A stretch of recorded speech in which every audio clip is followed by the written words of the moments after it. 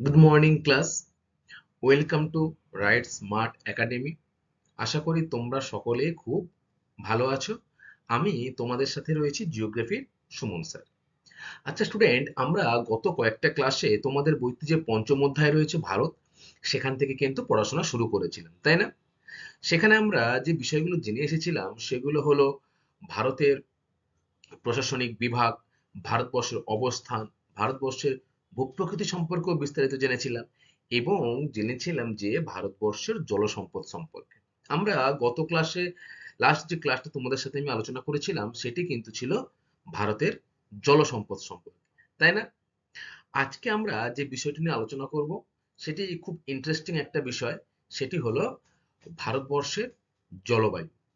আচ্ছা স্টুডেন্ট, এই জলবায়ু তো নিয়ে আমরা আলোচনা করবই, তার আগে গত ক্লাসের পড়া অর্থাৎ জলসম্পদ থেকে তোমরা কেমন কি পড়াশোনা করেছো, চলো সেটা একটু আমরা দেখে নিই। ঠিক আছে?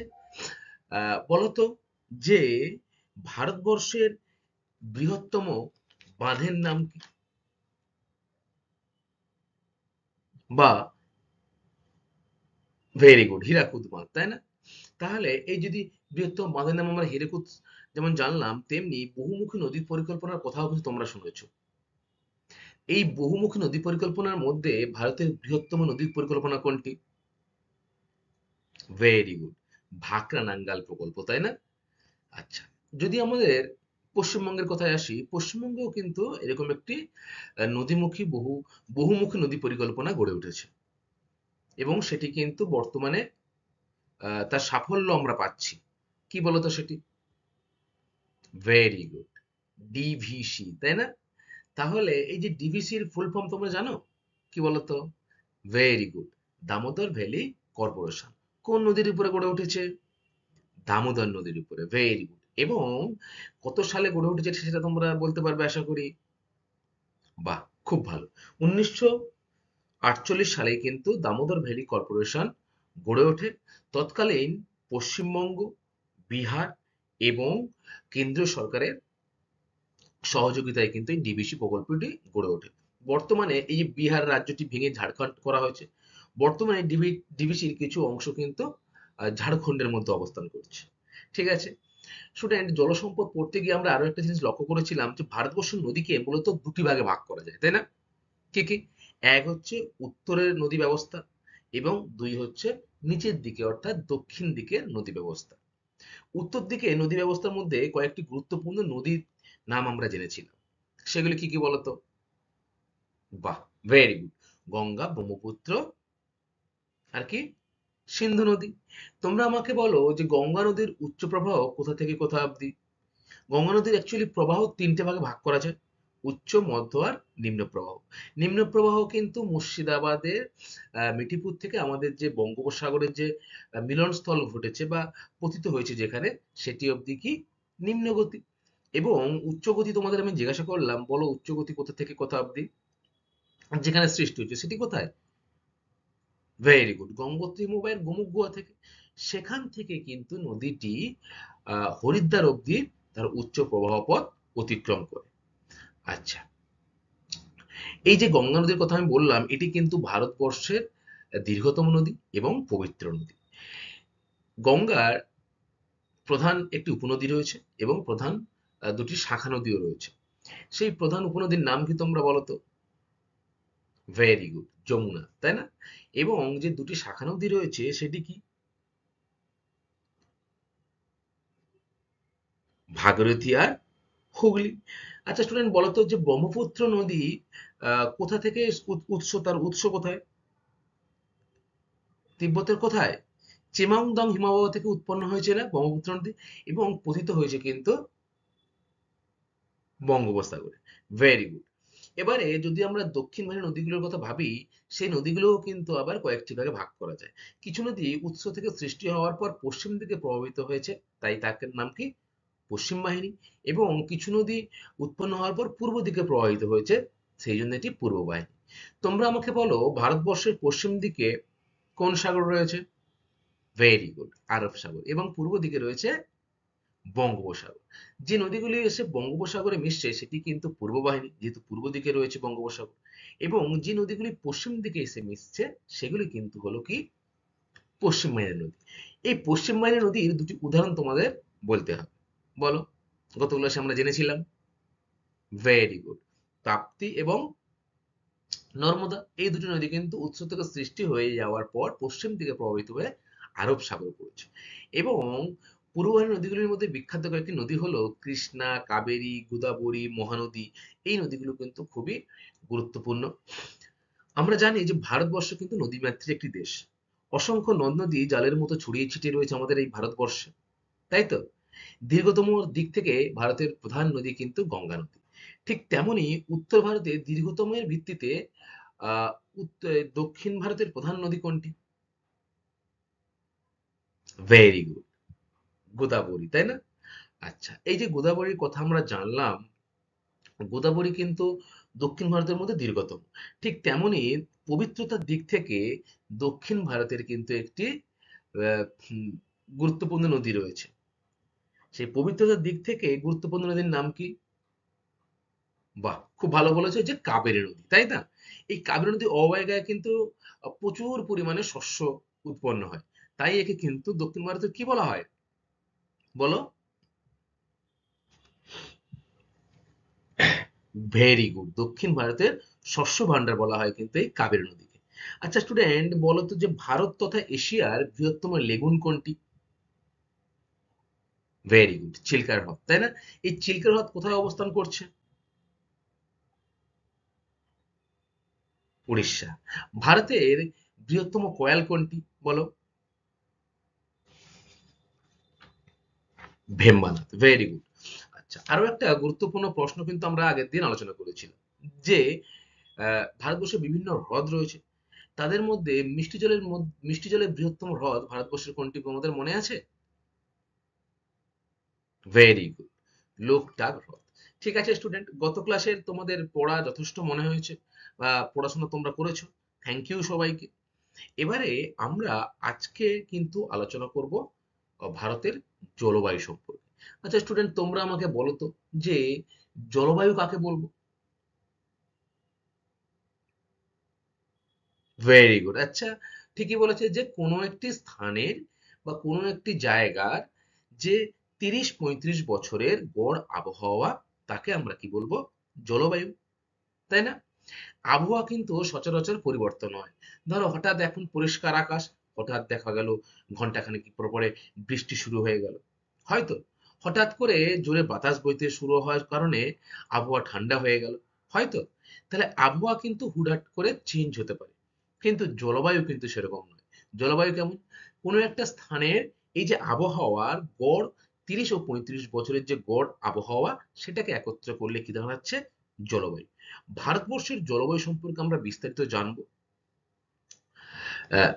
স্টুডেন্ট, তাহলে আমরা ভারতের জলবায়ুর যে বৈচিত্র্য, সেই বৈচিত্র্য সম্পর্কে পড়েছিলাম এবং জেনেছিলাম যে ভারতের যে জলবায়ু নিয়ন্ত্রকগুলো সময়। আজকে আমরা ভারতের জলবায়ুর মৌসুমী বায়ু ও ভারতের যে ঋতু বৈচিত্র্য রয়েছে সেই সম্পর্কে পড়ব।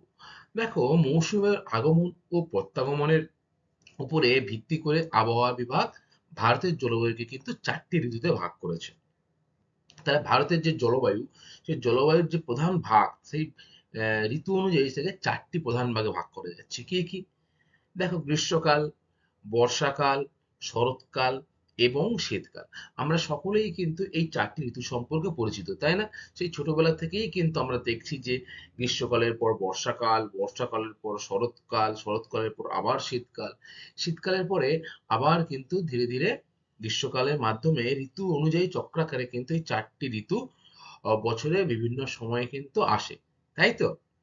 তাহলে এই যে ঋতু, এই ঋতুকে কিন্তু ভাগ করেছে আবহাওয়া বিভাগ। ইন্ডিয়ান যে আবহাওয়া দপ্তর রয়েছে, সেই দপ্তর অনুযায়ী কিন্তু মৌসুমী বায়ুকে এবং ভারতের ঋতু বৈচিত্র্যকে প্রধান 4টি ভাগে ভাগ করা যায়।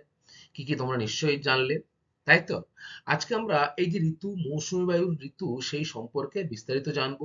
অর্থাৎ গ্রীষ্মকাল, বর্ষাকাল, শরৎকাল এবং শীতকালে কিভাবে বা কি রকম আবহাওয়া থাকে। অর্থাৎ আবহাওয়ার মধ্যে কি কি পড়ছে? বৃষ্টিপাত পড়ছে, উষ্ণতা পড়ছে, বায়ু প্রবাহ থাকছে, তাই না? এই যে বিস্তারগুলো বা এই যে বিষয়গুলো কিন্তু আমরা প্রতিটা ক্ষেত্রে জানবো, অর্থাৎ গ্রীষ্মকাল, বর্ষাকাল, শরৎকাল, শীতকাল, প্রতিটি ক্ষেত্রেই জানার চেষ্টা করব। তাহলে প্রথমে রয়েছে কিন্তু গ্রীষ্মকাল। গ্রীষ্মকাল বা প্রাক মৌসুমী মার্চের মধ্যভাগ থেকে জুনের মধ্যভাগ অবধি কিন্তু গ্রীষ্মকালটা ধরা হয়। তাহলে মার্চ, এপ্রিল, মে, জুন, এই জুনের মধ্য অবধি কিন্তু ধরা হয় গ্রীষ্মকাল। গ্রীষ্মকালের ঠিক পরে, অর্থাৎ জুন মাসের মধ্যভাগের ঠিক পরে আমাদের ভারতবর্ষে কিন্তু বর্ষা প্রবেশ করে, তাই না? তাহলে এই জুন মাসের পর থেকে শুরু হচ্ছে বর্ষাকাল। তার আগে যে 3 মাস রয়েছে মার্চের পর থেকে জুন মাস অবধি, সেটি কিন্তু হলো গ্রীষ্মকাল। অধিক উষ্ণতা ও স্বল্প বৃষ্টিপাত ভারতে গ্রীষ্ম ঋতুর বৈশিষ্ট্য। তাহলে গ্রীষ্মকালের প্রধান বৈশিষ্ট্য কি? যে অধিক উষ্ণতা। ভারতবর্ষে কিন্তু অনেক রাজ্য রয়েছে যেখানে উষ্ণতা কিন্তু প্রচন্ড আহ, বেশি হয়ে থাকে। এতটাই বেশি হয়ে থাকে যে সেখানে কিন্তু সাধারণ মানুষের কিন্তু প্রাণহানিও ঘটে। তাহলে আর বৃষ্টিপাত কিন্তু খুব স্বল্প পরিমাণে গ্রীষ্মকালে হয়ে থাকে। এই দুটি হলো কিন্তু প্রধান বৈশিষ্ট্য। উষ্ণতা কেমন থাকে? এই সময় সূর্যকিরণ ভারতে প্রায় লম্বভাবে পড়ে বলে গড় উষ্ণতা সর্বত্র বেশি। এর মধ্যে ভারতের যে মধ্যভাগ রয়েছে সেখানে গড় উষ্ণতা থাকে 30 থেকে 45 ডিগ্রি সেলসিয়াস। রাজস্থানের সর্বোচ্চ উষ্ণতা 45 ডিগ্রি সেলসিয়াস পর্যন্ত ওঠে।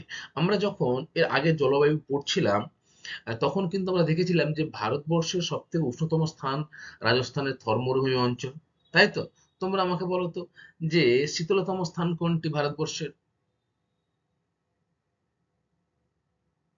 Very good. জম্মু কাশ্মীরের দ্রাস, তাই না, যেখানে -45 ডিগ্রি কিন্তু টেম্পারেচার নেমে যায়। আচ্ছা, উপকূলবর্তী অঞ্চলে কিন্তু গড় উষ্ণতা 27 ডিগ্রি থেকে 30 ডিগ্রি সেলসিয়াস থাকে। এবং পার্বত্য অঞ্চলে কত? পার্বত্য অঞ্চলে গ্রীষ্মকালে যে গড় উষ্ণতা সেটি 15 ডিগ্রি থেকে 20 ডিগ্রি সেলসিয়াস। উপকূল অঞ্চল বলতে আমাদের কোন কোন অঞ্চলের মধ্যে পড়ছে স্টুডেন্ট বলো তো? ভেরি গুড, সমুদ্র তীরবর্তী অঞ্চল, অর্থাৎ এই যে উড়িষ্যার রাজ্যে যে উপকূল অঞ্চল, পশ্চিমবঙ্গ রাজ্যে যে উপকূল অঞ্চল, অন্ধ্রপ্রদেশ, তামিলনাড়ু, এই অংশের যে উপকূল অঞ্চল রয়েছে সেগুলোর যে গড় তাপমাত্রা সেটি কত? 27 ডিগ্রি থেকে 30 ডিগ্রি সেলসিয়াস। তাহলে দেখো প্রতিটা যে আহ, ঋতু রয়েছে, যেমন গ্রীষ্মকাল, গ্রীষ্মকালে আমরা উষ্ণতা সম্পর্কে জানলাম, এরপরে বৃষ্টিপাত বা বায়ু প্রবাহ ইত্যাদি সম্পর্কে জানবো। প্রতিটি বিষয়ে কিন্তু এরকম আলাদা আলাদা ভাগ করে তোমাদের সাথে আলোচনা করেছি তোমাদের বোঝার সুবিধার্থে। দেখো এই যে তোমরা ছবিটা দেখতে পাচ্ছ, এই ছবিটা কিন্তু হলো থর মরুভূমি। গ্রীষ্মকালে এতটাই উষ্ণতা বেড়ে যায় যে 45 ডিগ্রি যে তাপমাত্রা সেটি কিন্তু ছাড়িয়ে যায়। আচ্ছা, এরপরে দেখো বায়ুচাপ বা বায়ুপ্রবাহ। সারা ভারতে এই সময় বায়ুচাপ কম থাকে। রাজস্থানে গভীর নিম্নচাপ কক্ষের উৎপত্তি ঘটে। এই সময় পূর্ব ভারতে ঝড় বৃষ্টি সমেত কালবৈশাখী দেখা যায়। রাজস্থানে ধূলিঝড় আঁধি ও উত্তর ভারতে কিন্তু গরম বায়ু লু প্রবাহিত হয়। তাহলে এই যে বায়ু প্রবাহ আমরা পড়লাম, এই বায়ু প্রবাহ কিন্তু ভারতের বিভিন্ন স্থানে বিভিন্ন রকম হয়ে থাকে।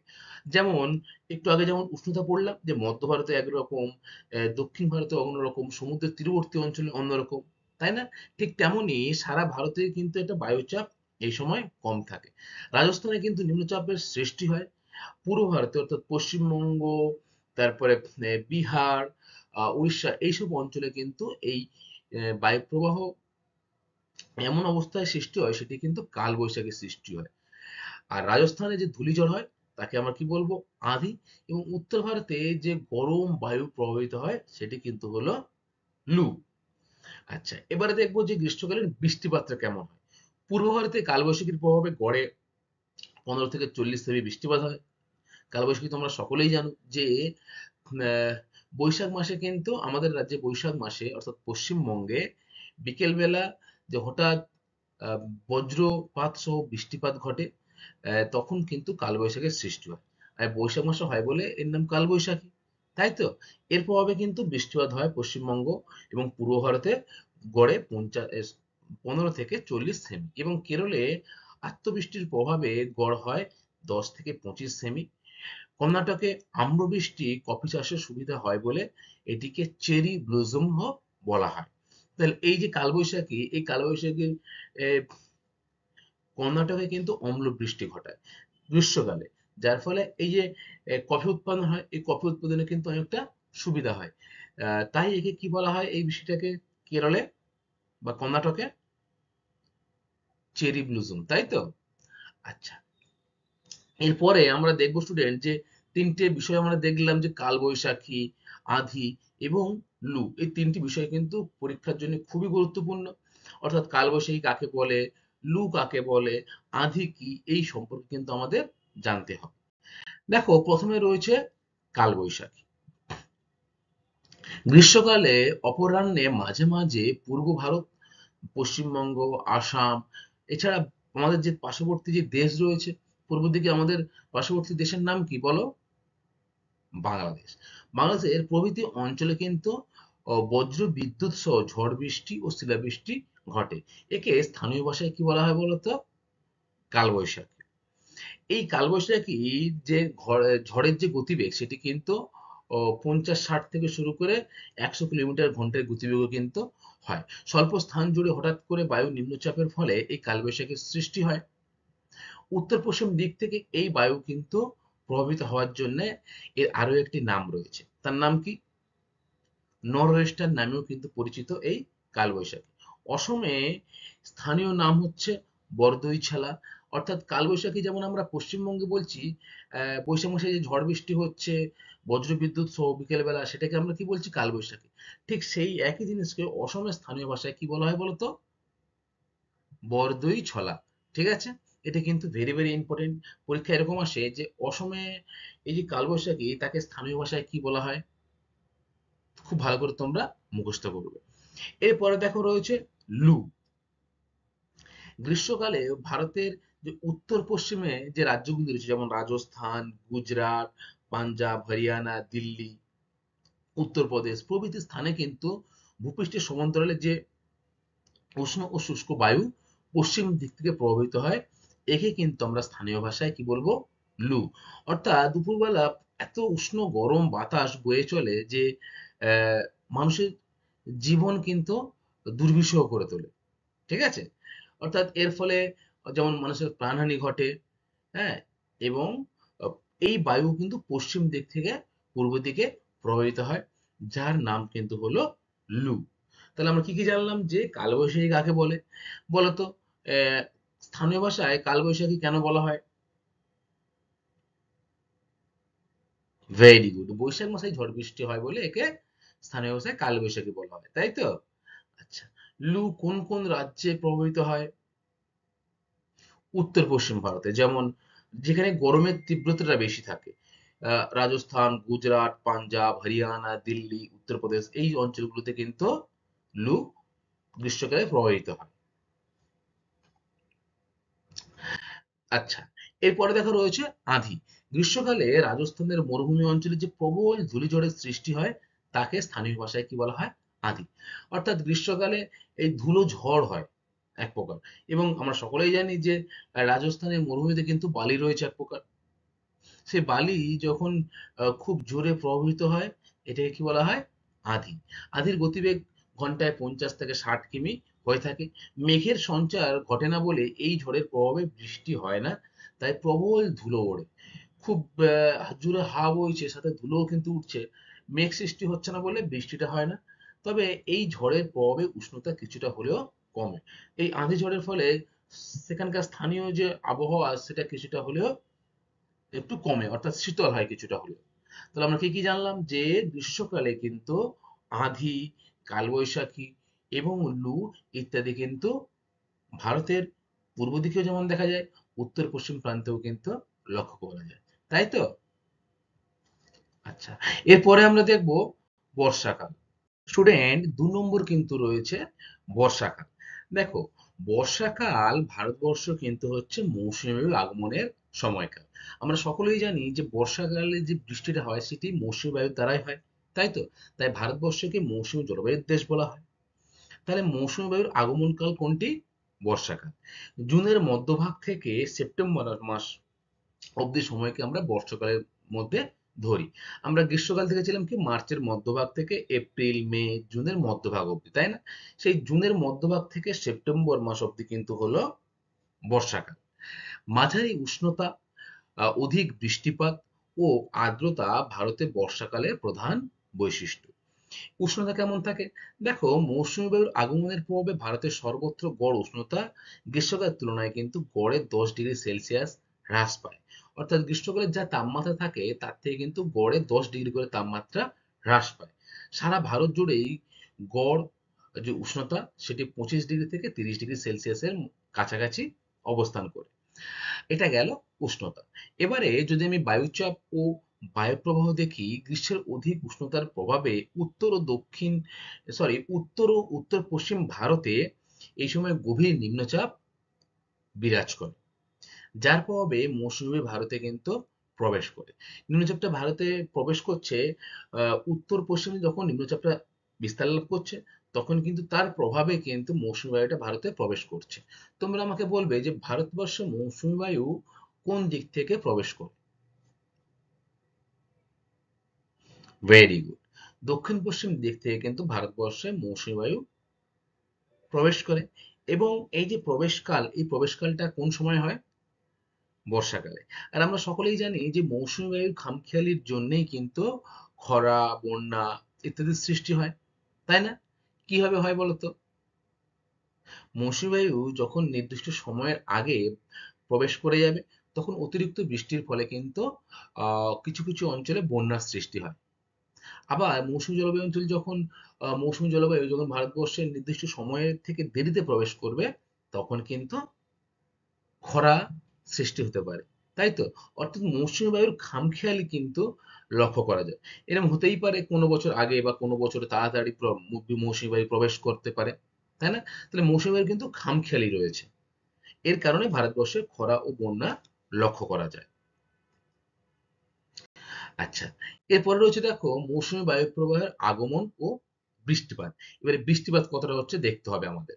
মৌসুমী বায়ু প্রতি বছর গড়ে 5ই জুন তারিখে মালাবার উপকূলে পৌঁছায় এবং 15ই জুলাই তারিখের মধ্যে এই বায়ু সারা ভারতে ছেয়ে ফেলে। অর্থাৎ সবার আগে তাহলে কোথায় মৌসুমী প্রবেশ করছে? মালাবার উপকূল। মালাবার উপকূলটা কোথায় তোমরা বলো? তোমরা ভারতবর্ষের ভূপ্রকৃতি যখন পড়েছিলে তখন কিন্তু উপকূল ভাগ সম্পর্কে জেনেছিলে, তাই না? উপকূল ভাগকে আমরা কয় ভাগে ভাগ করতে পারি? প্রধানত দুই ভাগে, পূর্ব উপকূল আর পশ্চিম উপকূল। এই পশ্চিম উপকূলেই কিন্তু পড়ছে মালাবার উপকূল। এবং পূর্ব উপকূলে রয়েছে করমণ্ডল উপকূল বা তামিলনাড়ু উপকূল, অন্ধ্র উপকূল, আর কি রয়েছে? উড়িষ্যা উপকূল। দেখো, এই যে তোমরা ছবিটা দেখতে পাচ্ছ, এইখানে কিন্তু রয়েছে মালাবার উপকূল, তাই না? এদিকে রয়েছে কঙ্কন উপকূল, গুজরাট উপকূল, তাই তো? আর তোমাদের যে বললাম করমণ্ডল উপকূল, এই অংশ হচ্ছে করমণ্ডল উপকূল, এটা অন্ধ্র উপকূল, এবং এই পাশটা রয়েছে কেন্দ্র উড়িষ্যা উপকূল, তাই তো? এটাই ভারতের উপকূল ভাগ। এই যে উপকূল ভাগের মধ্যে মালাবার উপকূলের উপর দিয়ে কিন্তু মৌসুমী বায়ু প্রবেশ করছে 5ই জুন, এবং 15ই জুনের মধ্যে কিন্তু সেটি ধীরে ধীরে সারা ভারতবর্ষে প্রবেশ করে যাচ্ছে। এরপর মৌসুমী বায়ু ভারতের দুটি শাখা আহ, রয়েছে।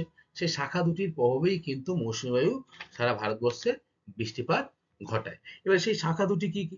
একটি শাখা হলো আরব সাগরীয় শাখা, নাম্বার ক দেখো রয়েছে তোমাদের উপরের স্ক্রিনে, আর নাম্বার খ রয়েছে বঙ্গোপসাগরীয় শাখা। এবারে আরব সাগরীয় শাখা কি হবে? মালাবার উপকূল থেকে প্রবেশ করছে এবং পশ্চিমঘাট যে পর্বতমালা রয়েছে সেই পশ্চিমঘাট পর্বতমালার পশ্চিম দিকে বাধাপ্রাপ্ত হয়ে কিন্তু প্রবল বৃষ্টিপাত শুরু করে। এবং এই পশ্চিমঘাট পর্বতমালার পূর্ব ঢালে কিন্তু তুলনামূলক বৃষ্টিপাতটা কম হয়। এবং আমরা সকলেই জানি যে বৃষ্টিচ্ছয় অঞ্চল রয়েছে পশ্চিমঘাট পর্বতমালার পূর্ব দিকটা, তাই না? এবং ভারতের যে আহ, শিলং রয়েছে, এই শিলং কিন্তু বৃষ্টিচ্ছায়া অঞ্চলের মধ্যে পড়ছে। তাহলে এই যে আরব সাগরীয় শাখা সেটি কিন্তু মালাবার উপকূলের উপর দিয়ে প্রবেশ করছে এবং প্রচুর বৃষ্টিপাত ঘটায়। সেই সময় প্রায় 300 থেকে 500 সেমি বৃষ্টিপাত হচ্ছে, এবং কচ্ছ ও কাথিয়াওয়াড় উপকূলে কিন্তু বৃষ্টিপাতটা তুলনামূলকভাবে একটু কম হয়। সেটা কিন্তু 70 থেকে 100 সেন্টিমিটারের মতো বৃষ্টিপাত হয়ে থাকে। তাহলে তোমরা জানলে যে আরব সাগরীয় উপকূল, দেখো এটি হলো কচ্ছ উপকূল আর কাথিয়াওয়াড় উপকূল, এখানে এখানে বৃষ্টিপাত তুলনামূলকভাবে কম হয়। কিন্তু এই যে মালাবার উপকূল, এখানেই কিন্তু সব থেকে বেশি বৃষ্টিপাতটা হয়, যেটি হচ্ছে 300 থেকে 500 সেমি কিন্তু বৃষ্টিপাত হচ্ছে।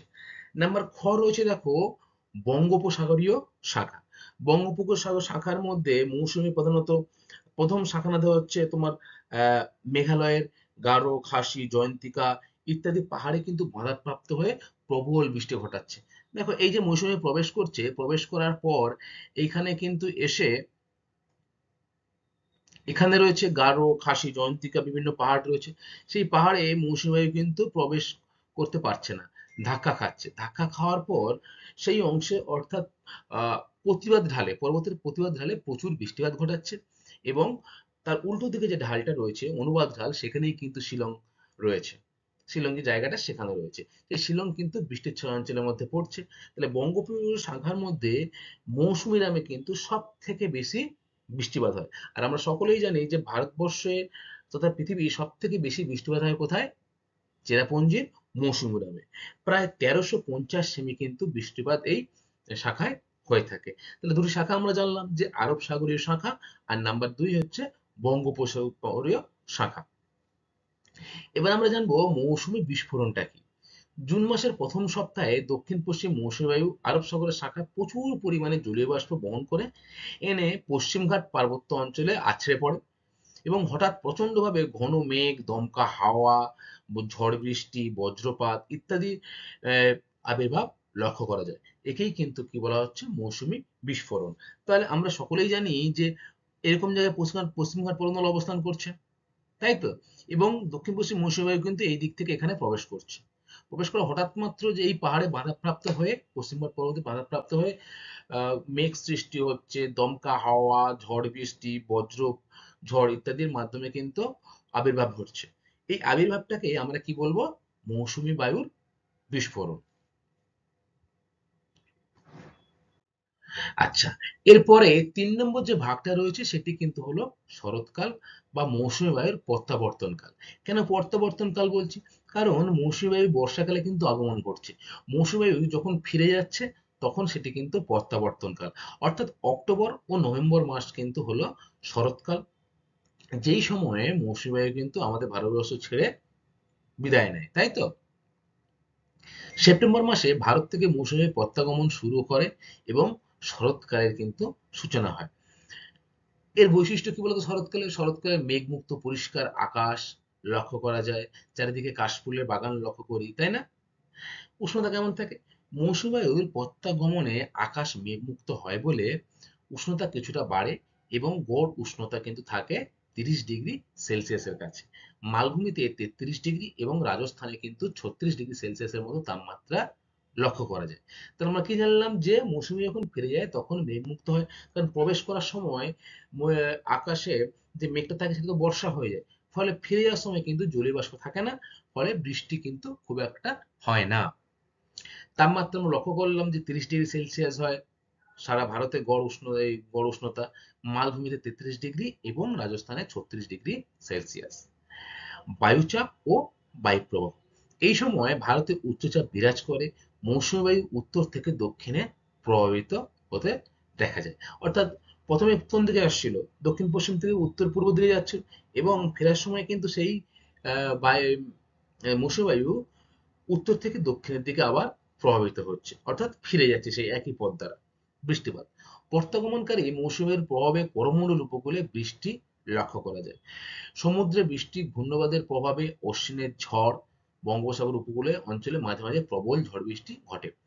আশ্বিনের ঝড়, অর্থাৎ এই যে ঘূর্ণবাদ বিভিন্ন রকম সৃষ্টি হয় বঙ্গোপসাগরে, যে সাইক্লোন সৃষ্টি হয়, এটা আশ্বিন মাসে হয় বলে কিন্তু স্থানীয় ভাষায় এগুলোকে কি বলা হয়? আশ্বিনের ঝড়। এবং প্রত্যাবর্তনকালে মৌসুমী বায়ু কিন্তু করমণ্ডল যে উপকূল রয়েছে সেখানে কিন্তু বৃষ্টিপাত ঘটাচ্ছে। বেশিরভাগ জায়গায় বৃষ্টিপাত হয় না, কেবলমাত্র করমণ্ডল উপকূলে বৃষ্টিপাত ঘটাচ্ছে। তাই বছরে কিন্তু দুবার বৃষ্টিপাত হয় এই করমণ্ডল উপকূলে।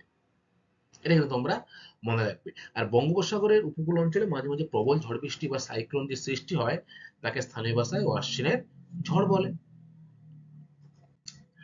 আচ্ছা, আশ্বিনের ঝড় দেখো, প্রত্যাগমনকারী মৌসুমী বায়ুর সঙ্গে সামুদ্রিক বায়ুর সংঘর্ষে অক্টোবর ও নভেম্বর মাসে বঙ্গোপসাগরে শক্তিশালী ঘূর্ণবাদের সৃষ্টি হয়। তাহলে অক্টোবর ও নভেম্বর মাসেই কিন্তু এই ঘূর্ণবাদের সৃষ্টি হয়। এর প্রভাবে বঙ্গোপসাগরীয় উপকূল এর রাজ্যগুলিতে প্রবল ঝড় বৃষ্টির সৃষ্টি হয়। একে সাইক্লোন বলে। পশ্চিমবঙ্গে এই ঝড় যেহেতু আশ্বিন মাসে হয়ে থাকে, তাই এই ঝড়ের আরেক নাম কি? আশ্বিনের ঝড়। তাহলে আমরা সকলেই জানি যে আহ, সুন্দরবনে যারা অঞ্চলে বসবাস করো বা আশেপাশে অঞ্চলে, তারা কিন্তু সকলেই জানি যে অক্টোবর নভেম্বর মাসে কিন্তু এক ধরনের সাইক্লোন মাঝে মাঝে সমুদ্র উপর সৃষ্টি হয়, এবং সেটি কিন্তু ধীরে ধীরে স্থলভাগের উপর দিয়ে বয়ে চলে, তাই না? আশ্বিন মাসে হওয়ার জন্য এই ঝড়টাকে আমরা কি বলবো? আশ্বিনের ঝড়। স্টুডেন্ট, এবারে যে লাস্ট ঋতুর বৈচিত্র্য রয়েছে সেটি কিন্তু হলো শীতকাল। তাহলে আমরা শীতকাল কোন মাস থেকে কোন মাস অবধি ধরবো? ভেরি গুড, ডিসেম্বর মাস থেকে কিন্তু মার্চের যে মধ্যভাগ, অর্থাৎ গরম শুরু হওয়ার আগে যে সময়টা, তাকে আমরা কি বলবো? শীতকাল।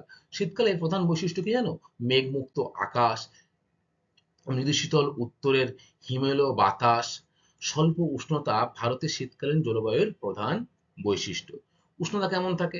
এই সময় সারা ভারত জুড়েই উষ্ণতা কিন্তু কম থাকে।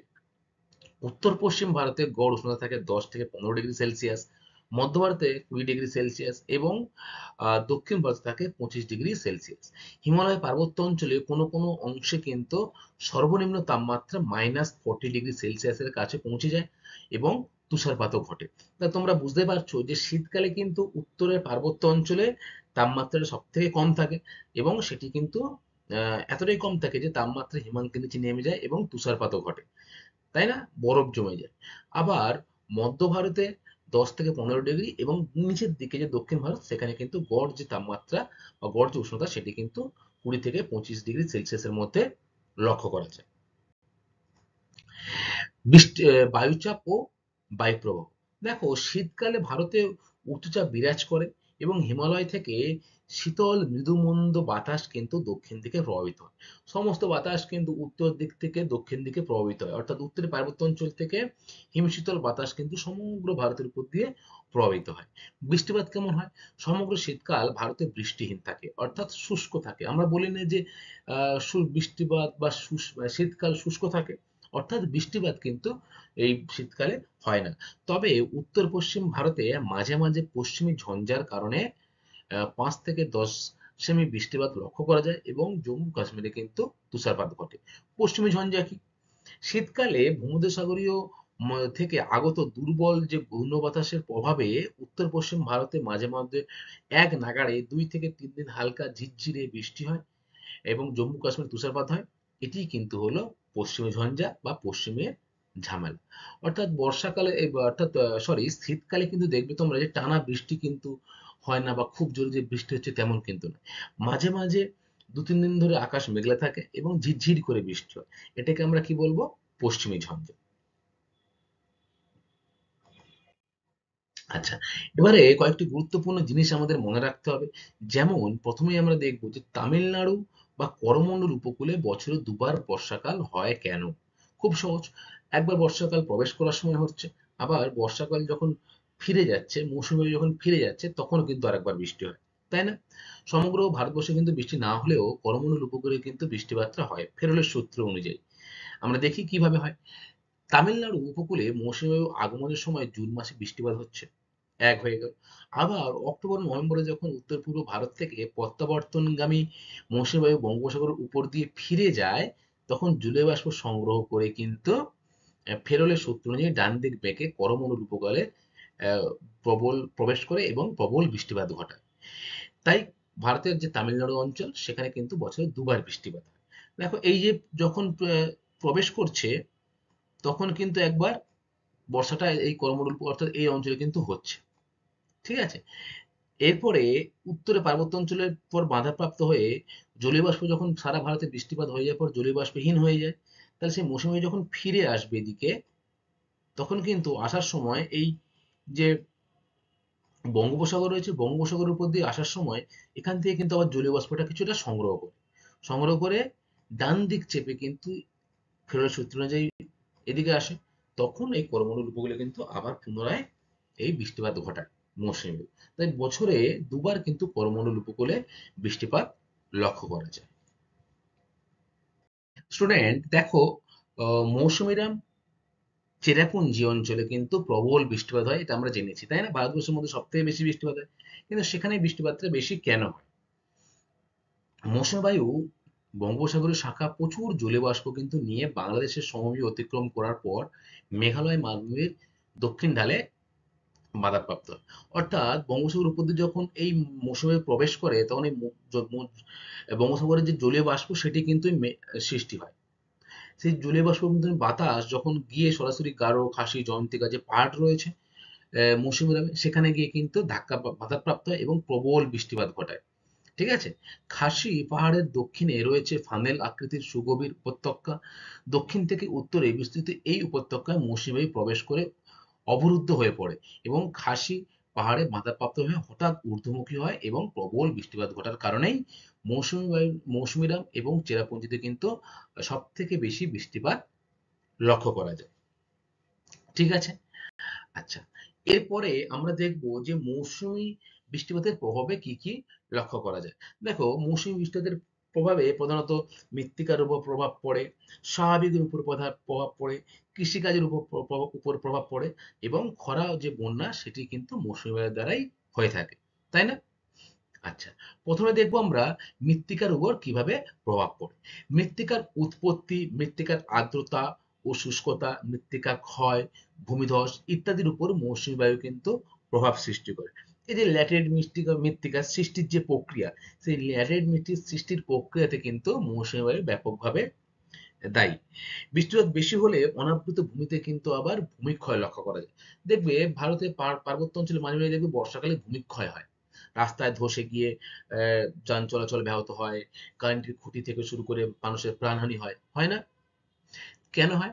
এই মৌসুমী বায়ুর দ্বারা যখন প্রবল বৃষ্টিপাত হয় এই পার্বত্য অঞ্চলে তখন কিন্তু ভূমিক্ষয় লক্ষ্য করা যায়। ফলে মাটির উপরে কিন্তু এই মৌসুমী বায়ুর বৃষ্টিপাতের একটা প্রভাব লক্ষ্য করা যায়। নাম্বার ২, স্বাভাবিক উদ্ভিদের উপর প্রভাব। ভারতে স্বাভাবিক উদ্ভিদের বন্টন মৌসুমী বৃষ্টির দ্বারাই কিন্তু সম্পূর্ণ নিয়ন্ত্রিত হয়। অর্থাৎ ভারতবর্ষের যেখানে বৃষ্টিপাত বেশি হচ্ছে, অর্থাৎ যেখানে প্রবেশ করছে পশ্চিমঘাট পর্বতের যে অংশটাতে, সেখানে বৃষ্টিপাত বেশি হওয়ার জন্য সেখানে কিন্তু চিরহরিত সবুজ অরণ্য লক্ষ্য করা যায় এবং মধ্যভাগে বৃষ্টিপাত তুলনামূলকভাবে কম হওয়ায় সেখানে কিন্তু পর্ণমোচী উদ্ভিদ লক্ষ্য করা যায়। এর সবই মৌসুমী বায়ুর দ্বারা যে বৃষ্টিপাত হচ্ছে তাই সেই জন্যে পশ্চিমে প্রবেশ করার জন্য বেশি হয় চিরহরিৎ, মধ্য ভারতে কিন্তু কম বৃষ্টিপাত হওয়ার জন্য পর্ণমোচী অরণ্য লক্ষ্য করা যায় এবং একেবারে ভারতের যে উত্তর পশ্চিম দিকে রাজস্থান রয়েছে সেখানে কিন্তু বৃষ্টিপাতের পরিমাণ যথেষ্ট কম, তাই না? ফলে সেখানে কিন্তু গুল্ম জাতীয় যে উদ্ভিদ, সেই গুল্ম জাতীয় উদ্ভিদ কিন্তু লক্ষ্য করা যায়। তাহলে তোমরা বুঝতেই পারছো যে স্বাভাবিক উদ্ভিদের উপরে কিন্তু এই মৌসুমী বৃষ্টিপাতের প্রভাব লক্ষণীয়। অর্থাৎ বৃষ্টিপাতের ধরন অনুযায়ী কিন্তু স্বাভাবিক উদ্ভিদ ভারতের বিভিন্ন স্থানে বিভিন্ন রকম ভাবে জন্মায়। আচ্ছা, নাম্বার ৩, কৃষিকাজের উপরে প্রভাব।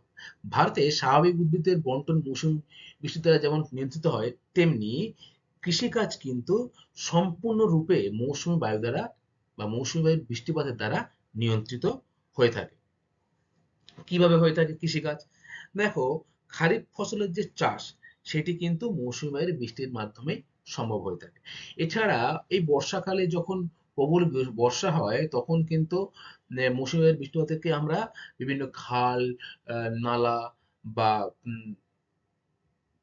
জলাশয়ের মাধ্যমে আবদ্ধ করে রাখি। আবদ্ধ করে রেখে চাষবাসে বা কৃষিক্ষেত্রে কিন্তু এই জলটাকে আমরা পরে ব্যবহার করতে পারি।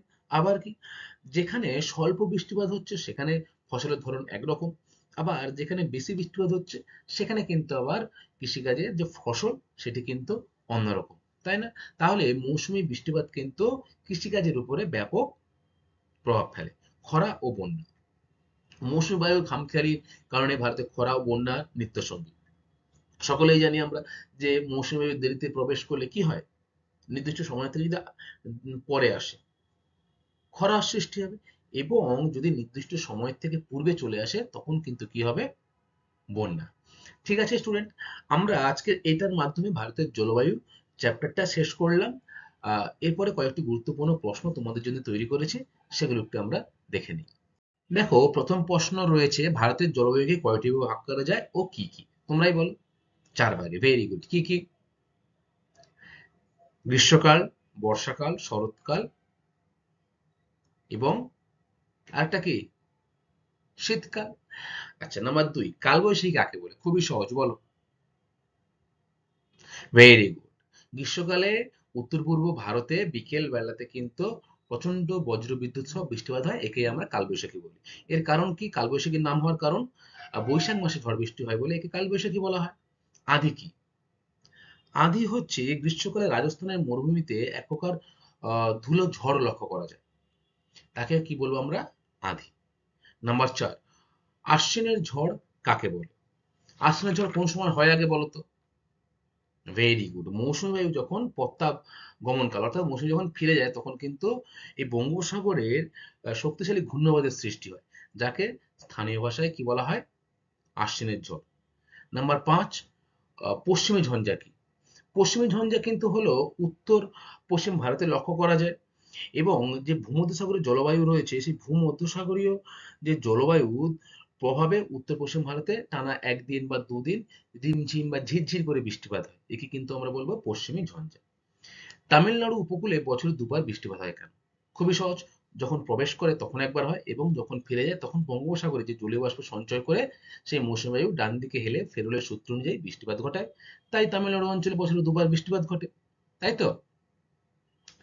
ঠিক আছে স্টুডেন্ট, আজকের ক্লাসটা এই পর্যন্তই। এর পরবর্তী ক্লাসে আমি তোমাদের সাথে ভারতের যে মৃত্তিকা রয়েছে সেই ভারতের মৃত্তিকা সম্পর্কে বিস্তারিত আলোচনা করব। সকলকে অসংখ্য ধন্যবাদ ক্লাসটা মনোযোগ দিয়ে শোনার জন্য। Thank you class.